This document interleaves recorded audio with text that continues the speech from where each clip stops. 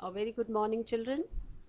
I'm here once again with the second part of the chapter A Gift of Chappals, which has been taken from class 7th English textbook Honeycomb. So let's start our chapter.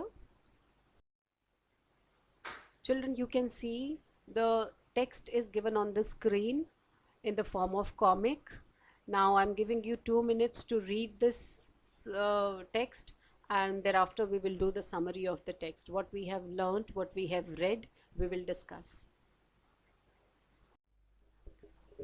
Hope you all must have read the text properly. Now let's come to the synopsis of this text. In this text, we read that the cat was frightened to hear a screeching sound.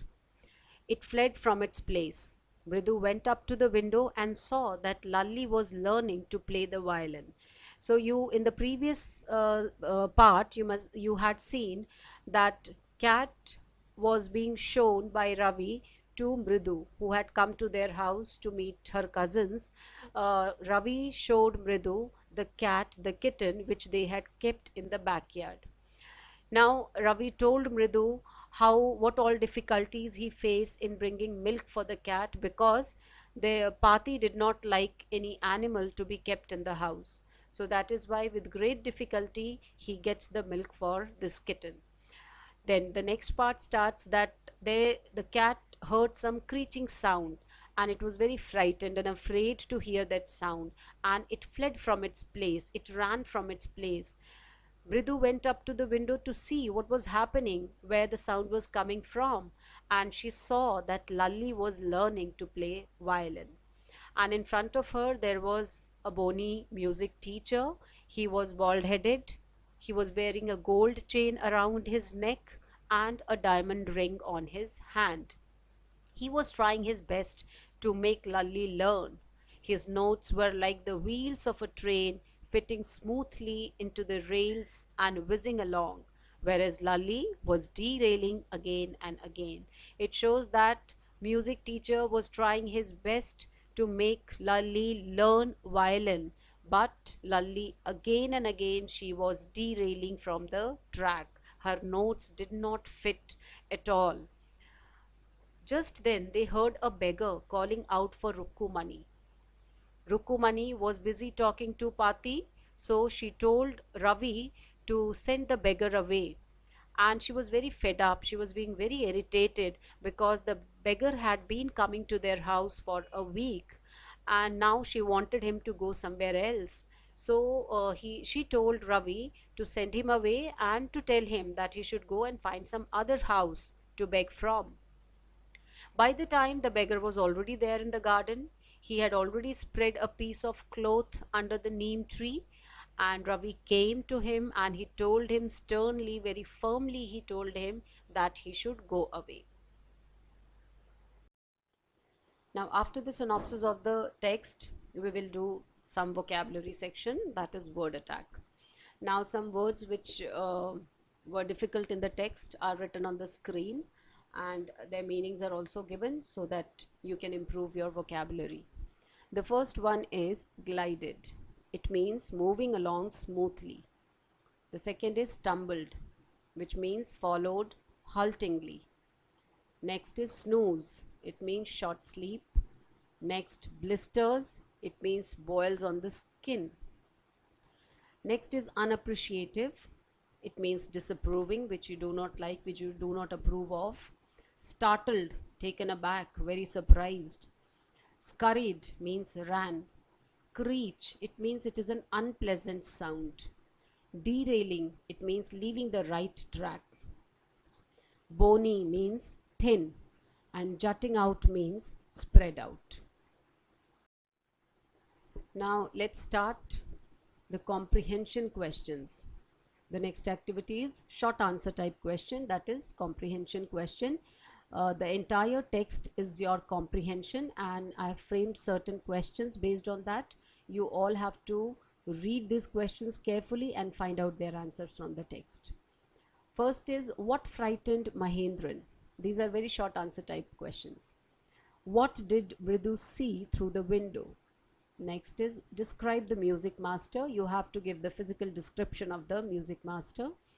Next is what is the notes of music master compared to? There is a comparison between the notes of music master to something. What is that something?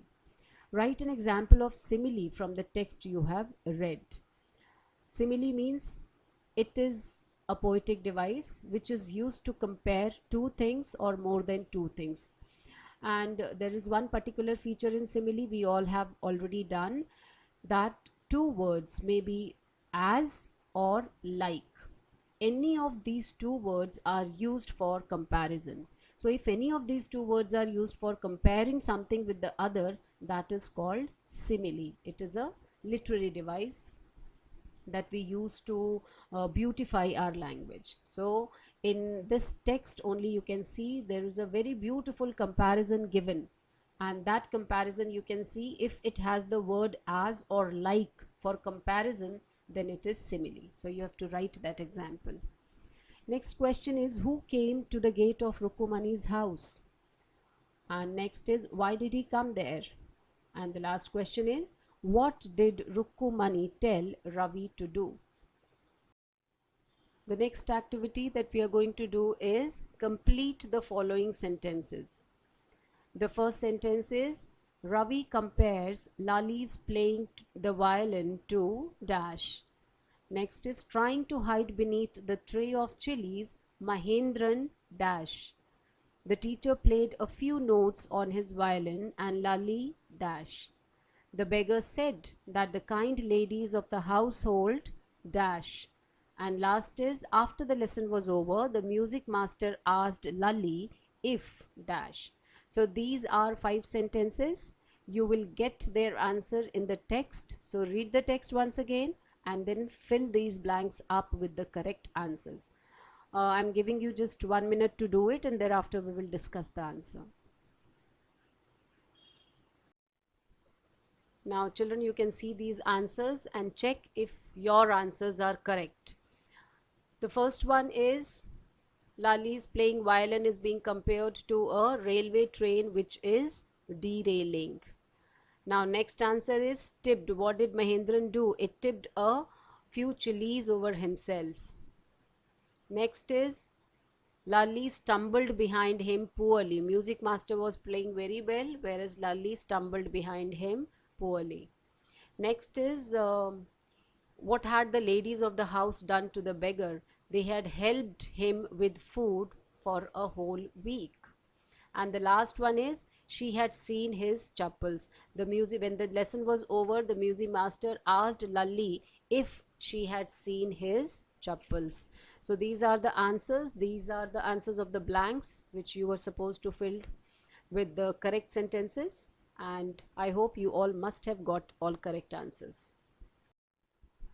Now we come to a very interesting activity, that is crossword puzzle. And at the same time you can see these crossword puzzles are from grammar. We have taken it from grammar, like adjectives and adverbs. You have to fill these spaces, these blanks, with adjectives and adverbs. Now let me first tell you what adjectives are and what adverbs are. Adjectives are the describing words. We all know it describes a noun. And what are adverbs? The verbs which are used to describe an adjective or a verb is called adverb. Now these two definitions we already have done. We know what are adverbs and adjectives. So here is a very interesting crossword puzzle for all of you based on adjectives and adverbs. I'm just reading out first one for you.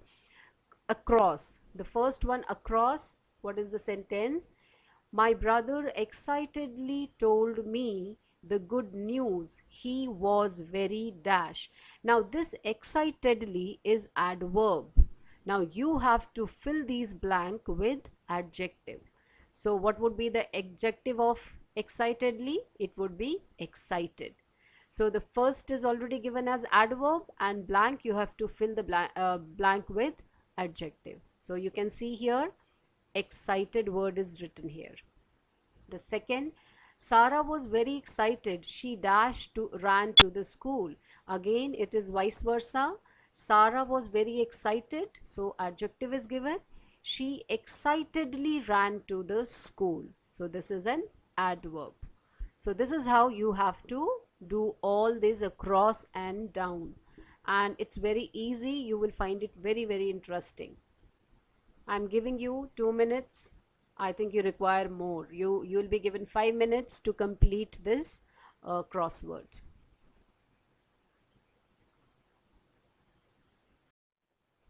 Now children, you can see these are the answers of crossword. You check if you have got your answers correct. The first one across is excited. The fourth across is excitedly. Seventh is loudly. 10th is quietly. 11th hungry. 13th wisely. 15th easily. 18th wrong. 20th rude. 21 hardly. And down is number 1 eagerly, 2 is carefully, 3 is kind, 5 is calm, 6 is extremely, 8 badly, 9 hungrily, 12 honestly, 14th lazy, 16th slow, 17th angry, and 19th is well. So these are the answers. You can divide them into adjectives and adverbs. Now this is another activity. It shows words expressing the emotions. There are certain words which are used to express our emotions. Now emotions can be different, like we can be angry, we can be irritated, we can be happy, we can be sad, gloomy. So there are different types of emotions that a person feel. So here, according to the text, I've written certain sentences and find out what sort of emotion is expressed in this sentence. The first one is, the screeching went on and on. What's that noise? Said Mridu. So what is the emotion expressed here? What's that noise? Said Mridu. Was she curious, sad, irritated, or excited? It is curious. She was curious to know about the noise, where the noise was coming from and what was the noise. Next is, she will never learn a thing. The music master just goes on playing like a train, whizzing on and on, while Lali is all the time derailing. This was said by Ravi. Now, what was his emotion? Frustrated, mocking, angry, or happy? He was mocking. He was making fun of Lalli. That music master is a very good teacher. He tries to make Lalli understand and learn violin, whereas Lalli all the time she is derailing.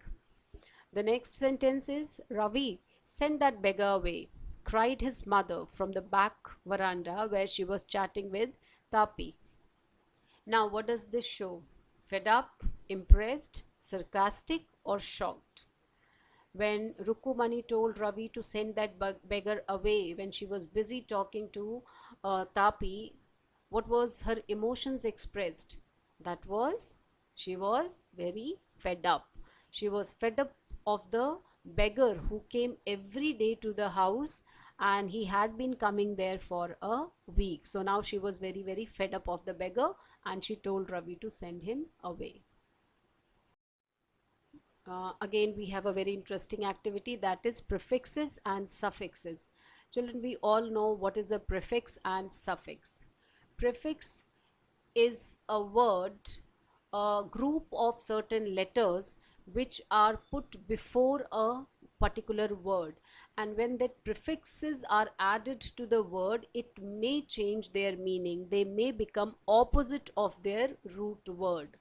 And suffix is a word which is put, not word I should say, it is the group of letters which is put at the end of a sentence, and that end of a word, and that word, it changes its form. Suppose if we take an example of educate, and if we are putting ion, so it becomes education. So educate is a verb and education becomes noun. So this is how it changes its form when suffix is added to a word. Now, what is your activity? Some words are given here, and I have made certain columns: prefix, root, and suffix. You have to divide the word in prefix, means what is the prefix used with the word. If there is any prefix used, you have to write it. And what is the root word? Root word means the original word. And then if there is any suffix used with the word, that also you will write in this column. So first word is teacher, happiness, unbelievable, bicycle, guidance, misunderstood, disagree, and disturb. So these are few words that you are going to write. Just write them in proper column. Their prefix, root, and suffix. You can see, children, these are the answers, and check your answers if you have written them correctly or if there is any mistake. In teacher, there is no prefix. The root word is teach, and suffix used with this word is er, so it becomes teacher. Next word is happiness. Again, there is no prefix used with it, and root word is happy, and the suffix used with this root word is NESS, so it becomes happiness. Unbelievable. Here we have used the prefix, that is UN. So UN is the prefix, believe is the root word, and able, ABLE, able is the suffix used with the verb. So here in this word, prefix is also there and suffix is also there. Next word is bicycle. Here we have used BI as prefix and root word is cycle.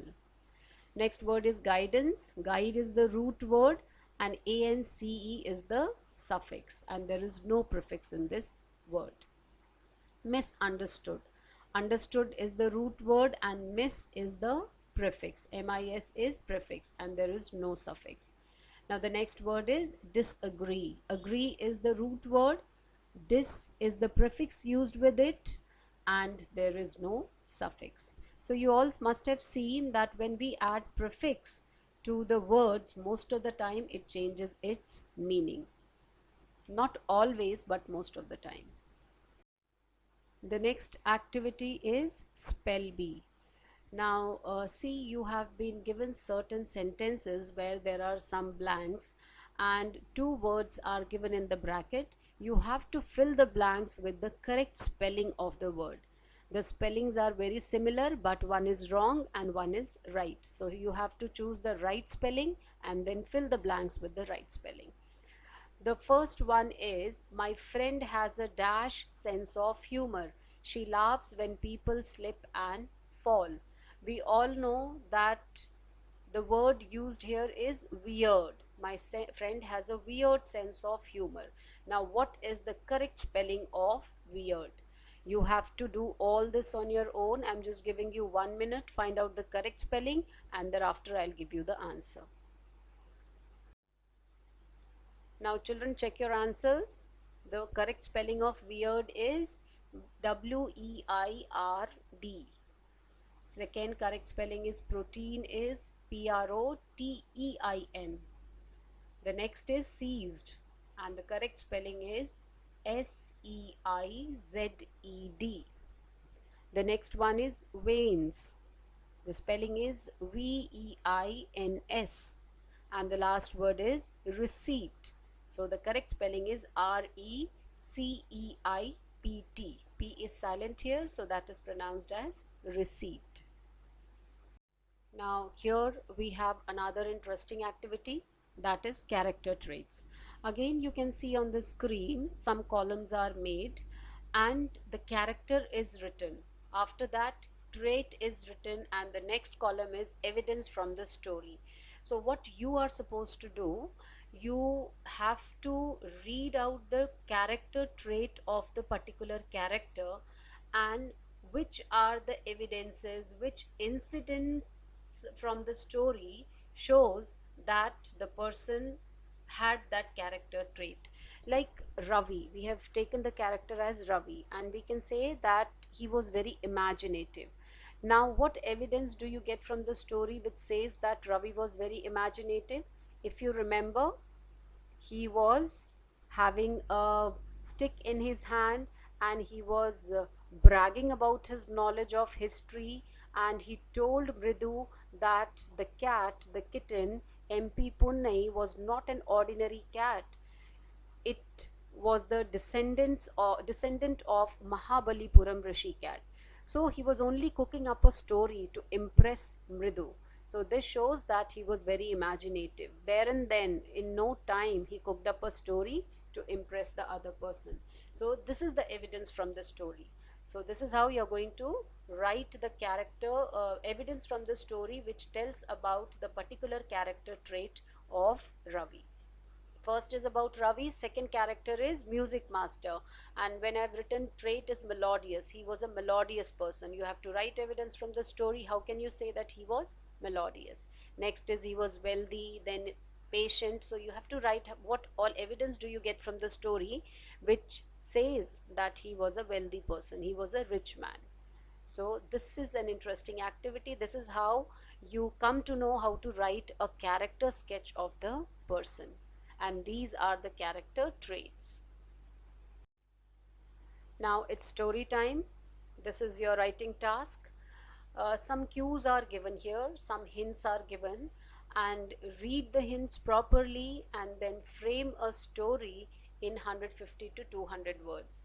Now here your creativity, your imagination will work. You have seen in the chapter how Ravi was imaginative, how in no time he cooked up a story to tell Mridu that the cat was the descendant of Mahabalipuram Rishi cat.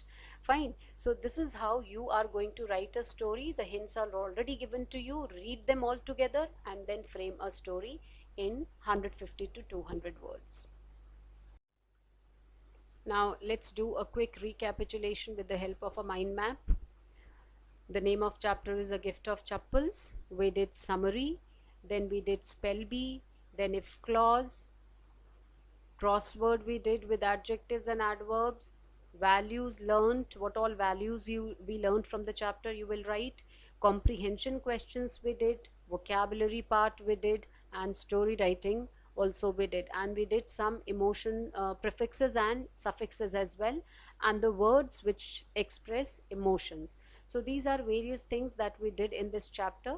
So at home you can make this mind map, and I've given you the topic of this mind map. In different bubbles I've written the topic. You can write what we all read and what we all did in the class. Now before winding up the chapter, let's get some home assignment. I have written certain questions which you will be doing in your notebook. The first question is, describe the music master as seen from the window. Next was, who was Lalli and what was she doing? Next, what did the beggar want? What did Rukumani instruct Ravi and why? Next, how can you say that the music master was a perfect violin player? And the last is, write an article on cruelty to animals must stop. So this is a very interesting activity. You have to write one article, or you may write a paragraph about the cruelty which is done to the animals. It should stop. Now this is all about part 2 of this chapter.